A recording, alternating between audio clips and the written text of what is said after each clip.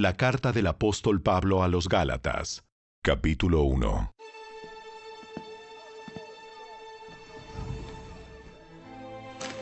Les escribo, yo, el apóstol Pablo.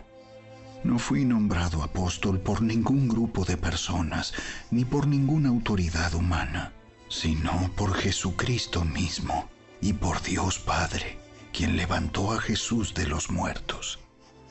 Todos los hermanos de este lugar se unen a mí para enviar esta carta que escribo a las iglesias de Galacia. Que Dios Padre y nuestro Señor Jesucristo les concedan gracia y paz. Tal como Dios nuestro Padre lo planeó, Jesús entregó su vida por nuestros pecados para rescatarnos de este mundo de maldad en el que vivimos. A Dios sea toda la gloria, por siempre y para siempre. Amén. Me escandaliza que ustedes estén apartándose tan pronto de Dios, quien los llamó a sí mismo por medio de la amorosa misericordia de Cristo. Están siguiendo un evangelio diferente que aparenta ser la buena noticia, pero no lo es en absoluto. Están siendo engañados por los que a propósito distorsionan la verdad acerca de Cristo. Si alguien, ya sea nosotros o incluso un ángel del cielo, les predica otra buena noticia diferente de la que nosotros les hemos predicado, que le caiga la maldición de Dios. Repito lo que ya hemos dicho. Si alguien predica otra buena noticia distinta de la que ustedes han recibido, que esa persona sea maldita. Queda claro que no es mi intención ganarme el favor de la gente, sino el de Dios. Si mi objetivo fuera agradar a la gente, no sería un siervo de Cristo. Amados hermanos, quiero que entiendan que el mensaje del evangelio que predico no se basa en un simple razonamiento humano. No recibí mi mensaje de ninguna fuente humana, ni nadie me lo enseñó. En cambio, lo recibí por revelación directa de Jesucristo. Ustedes saben cómo me comportaba cuando pertenecía a la religión judía y cómo perseguí con violencia a la iglesia de Dios. Hice todo lo posible por destruirla. Yo superaba ampliamente a mis compatriotas judíos en mi celo por las tradiciones de mis antepasados. Pero aún antes de que yo naciera, Dios me eligió y me llamó por su gracia maravillosa.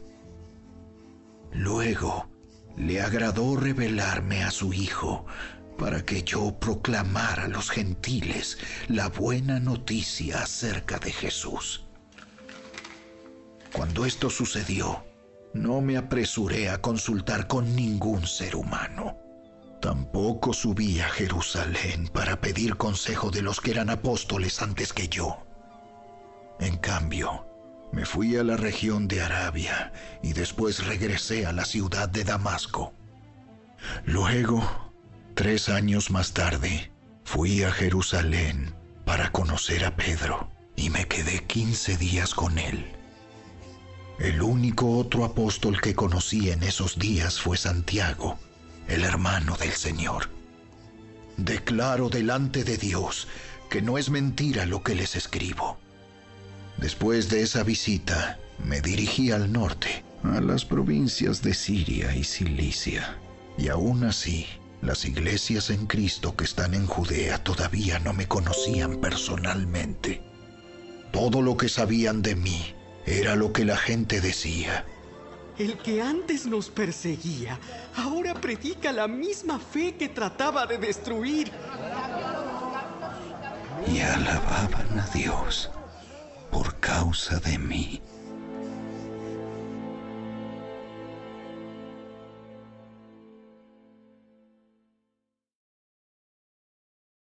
Capítulo 2. Luego, 14 años más tarde, regresé a Jerusalén, esta vez con Bernabé, y Tito también vino. Fui a Jerusalén porque Dios me reveló que debía hacerlo. Durante mi tiempo allí, me reuní en privado con los que eran reconocidos como los dirigentes de la iglesia y les presenté el mensaje que predico a los gentiles. Quería asegurarme de que estábamos de acuerdo, porque temía que todos mis esfuerzos hubieran sido inútiles y que estaba corriendo la carrera en vano. Sin embargo, ellos me respaldaron y ni siquiera exigieron que mi compañero Tito se circuncidara, a pesar de que era griego. Incluso esa cuestión surgió solo a causa de unos supuestos creyentes, en realidad falsos, que se habían infiltrado entre nosotros. Se metieron en secreto para espiarnos y privarnos de la libertad que tenemos en Cristo Jesús, pues querían esclavizarnos y obligarnos a seguir los reglamentos judíos. Pero no nos doblegamos ante ellos, ni por un solo instante. Queríamos preservar la verdad del mensaje del Evangelio para ustedes. Los líderes de la iglesia no tenían nada que agregar a lo que yo predicaba. Dicho sea de paso, su fama de grandes líderes a mí no me afectó para nada, porque Dios no tiene favoritos. Al contrario, ellos comprendieron que Dios me había dado la responsabilidad de predicar el Evangelio a los gentiles, tal como le había dado a Pedro la responsabilidad de predicar a los judíos. Pues el mismo Dios que actuaba por medio de Pedro, apóstol a los judíos, también actuaba por medio de mí, apóstol a los gentiles. De hecho, Santiago, Pedro y Juan, quienes eran considerados pilares de la iglesia, reconocieron el don que Dios me había dado y nos aceptaron a Bernabé y a mí como sus colegas. Nos animaron a seguir predicando a los gentiles mientras ellos continuaban su tarea con los judíos. La única sugerencia que hicieron fue que siguiéramos ayudando a los pobres, algo que yo siempre tengo deseos de hacer. Pero cuando Pedro llegó a Antioquía, tuve que enfrentarlo cara a cara, porque él estaba muy equivocado en lo que hacía. Cuando llegó por primera vez, Pedro comía con los creyentes gentiles, quienes no estaban circuncidados. Pero después, cuando llegaron algunos amigos de Santiago, Pedro no quiso comer más con esos gentiles. Tenía miedo a la crítica de los que insistían en la necesidad de la circuncisión. Como resultado, otros creyentes judíos imitaron la hipocresía de Pedro. E incluso Bernabé se dejó llevar por esa hipocresía. Cuando vi que ellos no seguían la verdad del mensaje del Evangelio, le dije a Pedro delante de todos los demás: si tú, que eres judío de nacimiento, dejaste a un lado las leyes judías y vives como un gentil, ¿por qué ahora tratas de obligar a estos gentiles a seguir las tradiciones judías? Tú y yo somos judíos de nacimiento. No somos pecadores, como los gentiles. Sin embargo, sabemos que una persona es declarada justa ante Dios por la fe en Jesucristo y no por la obediencia a la ley. Y nosotros hemos creído en Cristo Jesús para poder ser declarados justos ante Dios por causa de nuestra fe en Cristo, y no porque hayamos obedecido la ley. Pues nadie jamás será declarado justo ante Dios mediante la obediencia a la ley. Pero supongamos que intentamos ser declarados justos ante Dios por medio de la fe en Cristo, y luego se nos declara culpables por haber abandonado la ley. ¿Acaso esto quiere decir que Cristo nos ha llevado al pecado? Por supuesto que no. Más bien, soy un pecador si vuelvo a construir el viejo sistema de la ley que ya eché abajo. Pues cuando intenté obedecer la ley misma me condenó. Así que morí a la ley. Es decir, dejé de intentar cumplir todas sus exigencias a fin de vivir para Dios. Mi antiguo yo ha sido crucificado con Cristo. Ya no vivo yo, sino que Cristo vive en mí. Así que vivo en este cuerpo terrenal, confiando en el Hijo de Dios, quien me amó y se entregó a sí mismo por mí. Yo no tomo la gracia de Dios como algo sin sentido, pues si cumplir la ley pudiera hacernos justos ante Dios, entonces no habría sido necesario que Cristo muriera.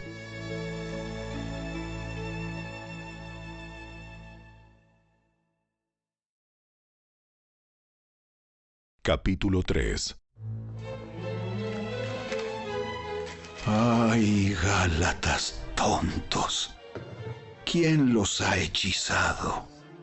Pues el significado de la muerte de Jesucristo se les explicó con tanta claridad, como si lo hubieran visto morir en la cruz. Déjenme hacerles una pregunta. ¿Recibieron al Espíritu Santo por obedecer la ley de Moisés? ¡Claro que no! Recibieron al Espíritu porque creyeron el mensaje que escucharon acerca de Cristo. ¿Será posible que sean tan tontos?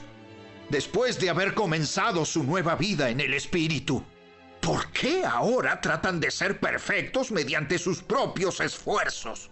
¿Acaso han pasado por tantas experiencias en vano? No puede ser que no les hayan servido para nada. Vuelvo a preguntarles, ¿acaso Dios les da al Espíritu Santo y hace milagros entre ustedes porque obedecen la ley? Por supuesto que no. Es porque creen el mensaje que oyeron acerca de Cristo. Del mismo modo, Abraham le creyó a Dios y Dios lo consideró justo debido a su fe. Así que los verdaderos hijos de Abraham son los que ponen su fe en Dios. Es más, las Escrituras previeron este tiempo en el que Dios declararía justos a los gentiles por causa de su fe. Dios anunció esa buena noticia a Abraham hace tiempo, cuando le dijo: Todas las naciones serán bendecidas por medio de ti. Así que todos los que ponen su fe en Cristo participan de la misma bendición que recibió Abraham por causa de su fe. Sin embargo, los que dependen de la ley para hacerse justos ante Dios están bajo la maldición de Dios.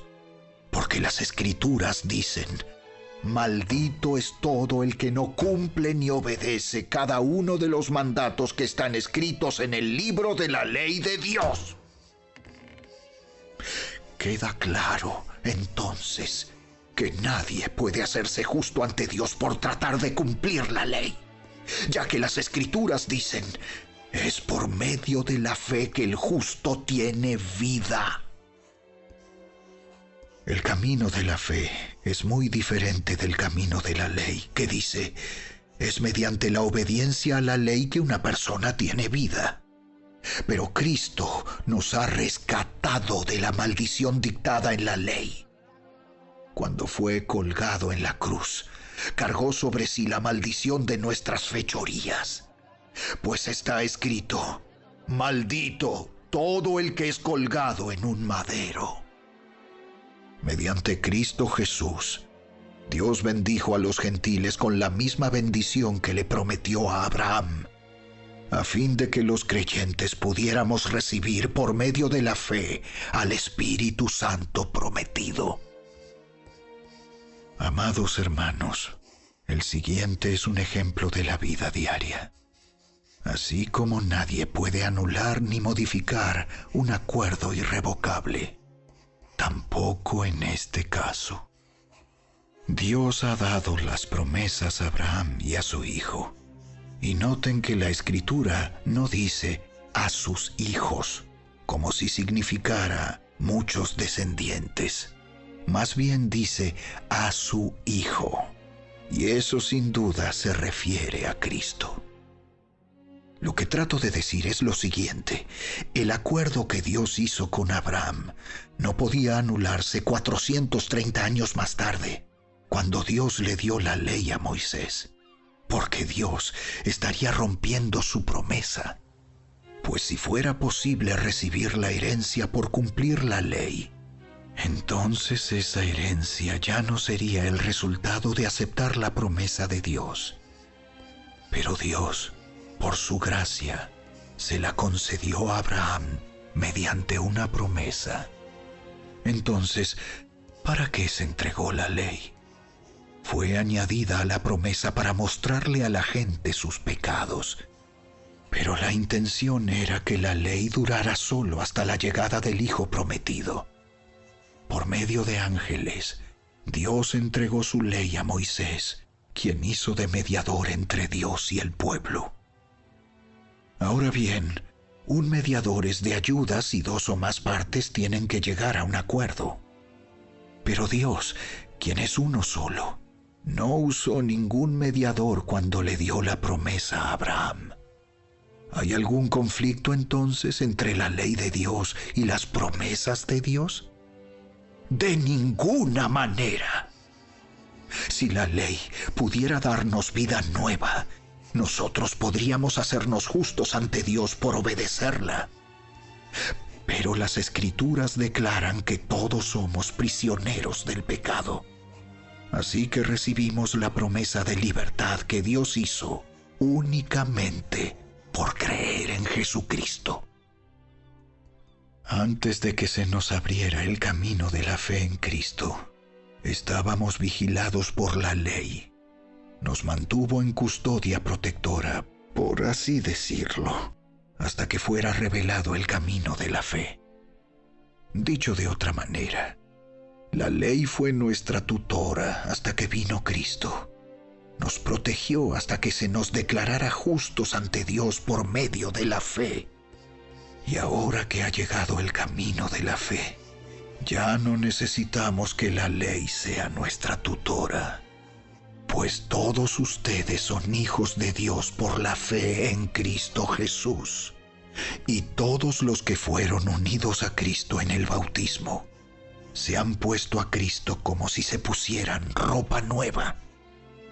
Ya no hay judío ni gentil, esclavo ni libre, hombre ni mujer, porque todos ustedes son uno en Cristo Jesús.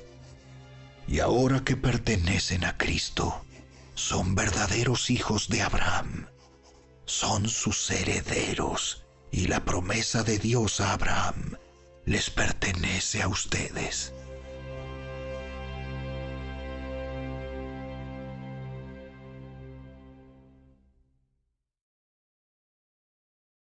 Capítulo 4. Piénsenlo de la siguiente manera. Si un padre muere y deja una herencia a sus hijos pequeños, esos niños no están en mejor situación que los esclavos hasta que se hagan mayores de edad, aunque son los verdaderos dueños de todas las posesiones de su padre. Tienen que obedecer a sus tutores hasta que cumplan la edad establecida por su padre. Eso mismo sucedía con nosotros antes de que viniera Cristo. Éramos como niños. Éramos esclavos de los principios espirituales básicos de este mundo. Sin embargo, cuando se cumplió el tiempo establecido, Dios envió a su Hijo, nacido de una mujer y sujeto a la ley. Dios lo envió para que comprara la libertad de los que éramos esclavos de la ley, a fin de poder adoptarnos como sus propios hijos. Y debido a que somos sus hijos, Dios envió al Espíritu de su Hijo a nuestro corazón, el cual nos impulsa a exclamar: Abba, Padre. Ahora ya no eres un esclavo, sino un hijo de Dios. Y como eres su hijo, Dios te ha hecho su heredero. Antes de conocer a Dios, ustedes los gentiles eran esclavos de los llamados dioses que ni siquiera existen. Así que ahora que conocen a Dios, o mejor dicho, ahora que Dios los conoce a ustedes, ¿Por qué quieren retroceder y convertirse otra vez en esclavos de los débiles e inútiles principios espirituales de este mundo? Pretenden ganarse el favor de Dios al cumplir con ciertos días o meses, estaciones o años. Temo por ustedes. Quizá todo el arduo trabajo que hice entre ustedes fue en vano. Amados hermanos, les ruego que vivan como yo, libres de esas cosas, pues yo llegué a ser como ustedes, los gentiles, libre de esas leyes. Ustedes no me trataron mal cuando les prediqué por primera vez. Sin duda, recordarán que yo estaba enfermo la primera vez que les llevé la buena noticia. Aunque mi condición los tentaba a no aceptarme, ustedes no me despreciaron ni me rechazaron. Todo lo contrario, me recibieron y me cuidaron como si yo fuera un ángel de Dios o incluso el mismo Cristo Jesús. ¿Dónde ha ido a parar el espíritu de alegría y de gratitud que antes tenían? Estoy seguro de que ustedes se hubieran arrancado los propios ojos para dármelos de haber sido posible. ¿Acaso ahora me volví su enemigo porque les digo la verdad? Esos falsos maestros están muy ansiosos de ganarse el favor de ustedes, pero sus intenciones no son nada buenas. Lo que quieren es aislarlos de mí para que ustedes solo les presten atención a ellos. Si alguien quiere hacer cosas buenas por ustedes, no hay ningún problema, pero que lo haga en todo tiempo, no solo cuando estoy con ustedes. Oh, mis hijos queridos, siento como si volviera a sufrir dolores de parto por ustedes. Y seguirán hasta que Cristo se forme por completo en sus vidas. Desearía estar con ustedes en este momento para poder hablarles en otro tono, pero estando tan lejos, no sé qué más puedo hacer para ayudarlos. Díganme ustedes, los que quieren vivir bajo la ley, ¿saben lo que en realidad dice la ley? Las Escrituras dicen que Abraham tuvo 2 hijos, uno de la mujer esclava y el otro de su esposa, quien había nacido libre. El nacimiento del hijo de la esclava fue el resultado de un intento humano por lograr que se cumpliera la promesa de Dios. Pero el nacimiento del hijo de la libre fue la manera en que Dios cumplió su promesa. Esas 2 mujeres son una ilustración de los 2 pactos de Dios.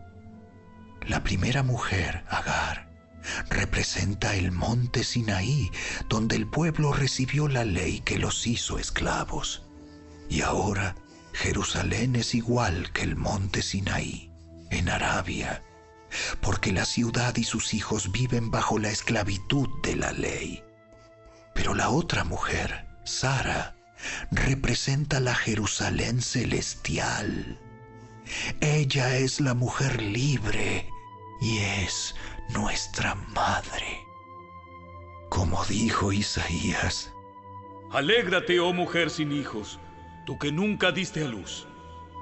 Ponte a gritar de alegría, tú que nunca tuviste dolores de parto, pues la mujer desolada ahora tiene más hijos que la que vive con su esposo. Y ustedes, amados hermanos, son hijos de la promesa igual que Isaac, pero ahora son perseguidos por los que quieren que cumplan la ley, tal como Ismael, el hijo que nació del esfuerzo humano, persiguió a Isaac. el Hijo que nació por el poder del Espíritu.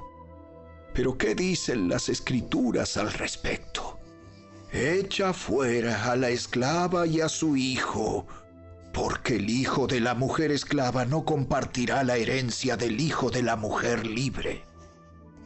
Así que, amados hermanos, no somos hijos de la mujer esclava, somos hijos de la mujer libre.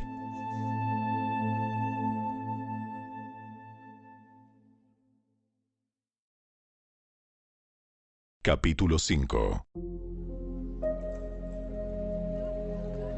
Por lo tanto, Cristo en verdad nos ha libertado. Ahora asegúrense de permanecer libres y no se esclavicen de nuevo a la ley. Presten atención. Yo, Pablo, les digo lo siguiente. Si dependen de la circuncisión para hacerse justos ante Dios, entonces Cristo no les servirá de nada. Lo repito, si pretenden lograr el favor de Dios mediante la circuncisión, entonces están obligados a obedecer cada una de las ordenanzas de la ley de Moisés. Pues si ustedes pretenden hacerse justos ante Dios por cumplir la ley, han quedado separados de Cristo. Han caído de la gracia de Dios. Sin embargo, los que vivimos por el Espíritu esperamos con anhelo recibir por la fe la justicia que Dios nos ha prometido. Pues una vez que depositamos nuestra fe en Cristo Jesús, de nada sirve estar o no circuncidado. Lo importante es la fe que se expresa por medio del amor. Ustedes corrían muy bien la carrera. ¿Quién les impidió seguir la verdad? Seguro que no fue Dios, porque Él es quien los llamó a ser libres. Esa falsa enseñanza es como un poquito de levadura que impregna toda la masa. Confío en que el Señor los guardará de creer falsas enseñanzas.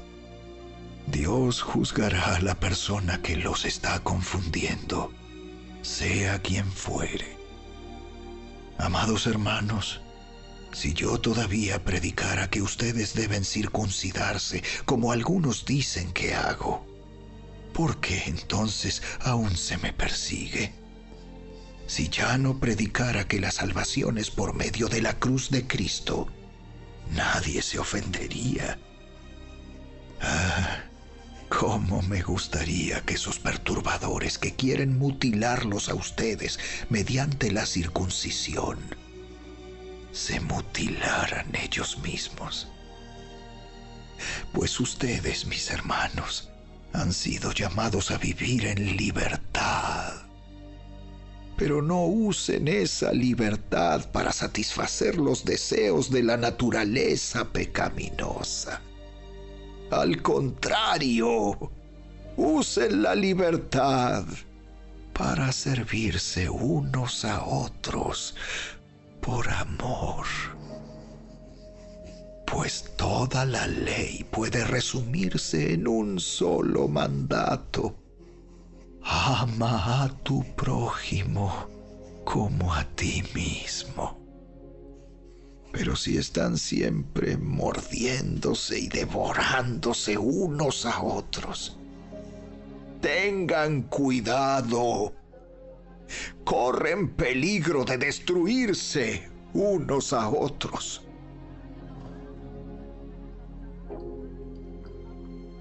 Por eso les digo, dejen que el Espíritu Santo los guíe en la vida. Entonces no se dejarán llevar por los impulsos de la naturaleza pecaminosa. La naturaleza pecaminosa desea hacer el mal, que es precisamente lo contrario de lo que quiere el Espíritu.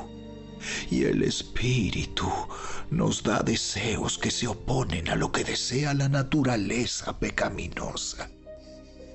Estas dos fuerzas luchan constantemente entre sí. Entonces ustedes no son libres para llevar a cabo sus buenas intenciones. Pero cuando el Espíritu los guía, ya no están obligados a cumplir la ley de Moisés. Cuando ustedes siguen los deseos de la naturaleza pecaminosa, los resultados son más que claros. Inmoralidad sexual, impureza, pasiones sensuales, idolatría, hechicería, hostilidad, peleas, celos, arrebatos de furia, ambición egoísta, discordias, divisiones, envidia, borracheras, fiestas desenfrenadas y otros pecados parecidos. Permítanme repetirles lo que les dije antes. Cualquiera que lleve esa clase de vida no heredará el reino de Dios. En cambio, la clase de fruto que el Espíritu Santo produce en nuestra vida es amor, alegría, paz, paciencia, gentileza, bondad, fidelidad, humildad y control propio. No existen leyes contra esas cosas. Los que pertenecen a Cristo Jesús han clavado en la cruz las pasiones y los deseos de la naturaleza pecaminosa y los han crucificado allí. Ya que vivimos por el Espíritu, sigamos la guía del Espíritu en cada aspecto de nuestra vida. No nos hagamos vanidosos, ni nos provoquemos unos a otros, ni tengamos envidia unos de otros.